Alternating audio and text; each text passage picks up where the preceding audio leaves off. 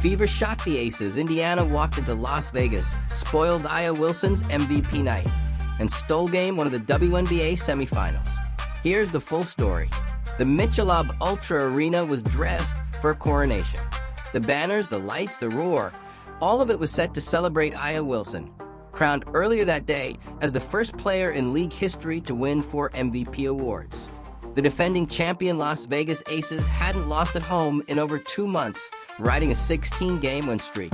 But from MVP cheers to stunned silence in just 3 quarters, the night belonged to the Indiana Fever. Welcome to Jintatski Sports, your spot for all things sports. From legendary moments and big-time plays to inspiring stories and deep dives, we bring you the content that keeps the game alive. If you love sports as much as we do, hit that subscribe button and let's get into it. From the opening tip, Indiana made it clear they weren't intimidated. Kelsey Mitchell buried her first jumper with confidence, a shot that cut through the noise and set the tone. Natasha Howard controlled the glass, Odyssey Sims pushed the pace, and Aliyah Boston threaded passes from the high post. Jackie Young's mid-range scoring kept the Aces close, but Indiana edged ahead 19-18 after 1.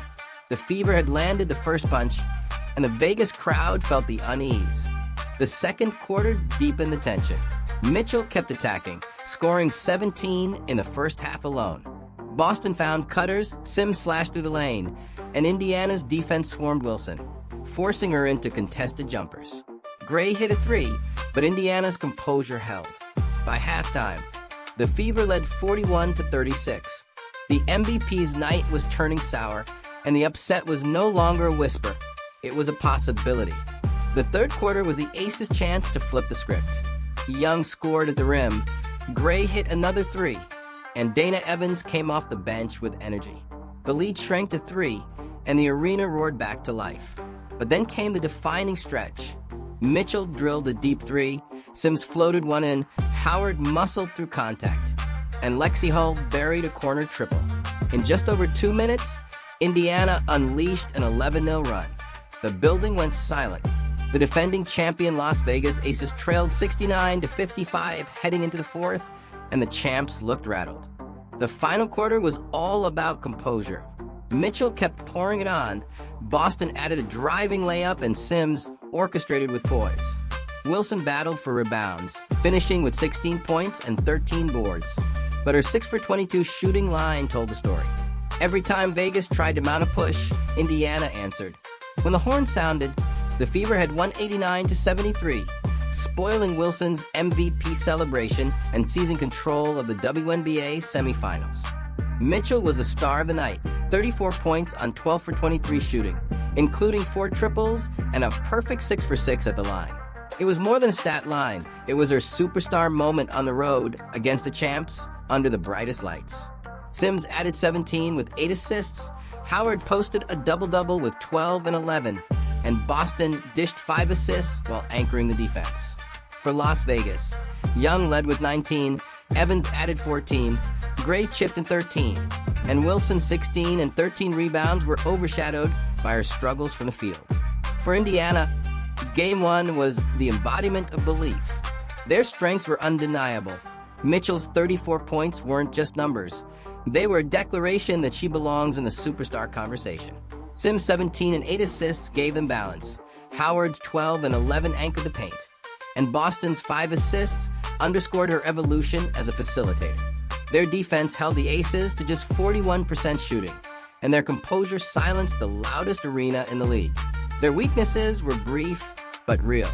A second quarter lull nearly let Las Vegas seize momentum, and turnovers in spurts could have been costly. Perimeter defense also wavered at times, allowing Gray and Evans to hit timely threes. But the opportunities are enormous. Boston's playmaking can continue to unlock shooters. Hull's confidence as a floor spacer is rising after her big Game 3 against Atlanta. And Sims' veteran calm is invaluable in late-game situations.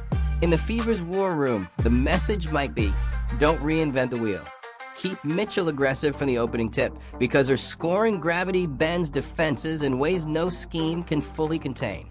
Boston could continue to serve as the hub, not just scoring inside, but facilitating, forcing the Aces to pick their poison. Sims' veteran calm is another card to play. When Vegas makes its inevitable runs, she's the one who can steady the offense.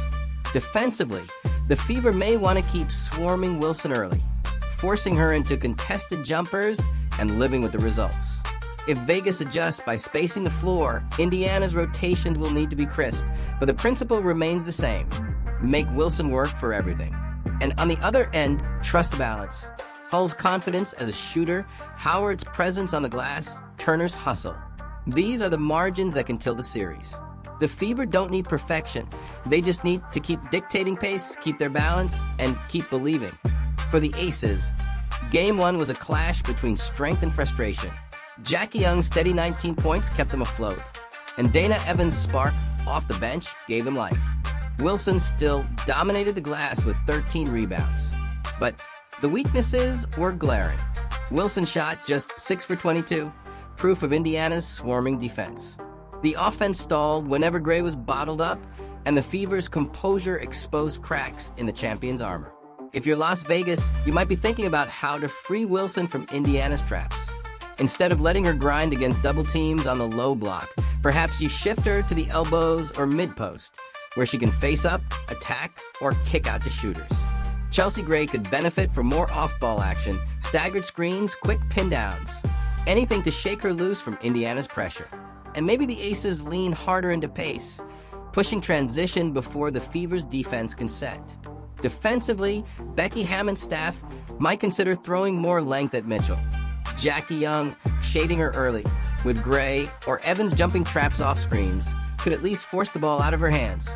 And if Boston is going to rack up 5 assists again, perhaps the Aces look at cutting off those passing lanes, daring her to score more as a solo option.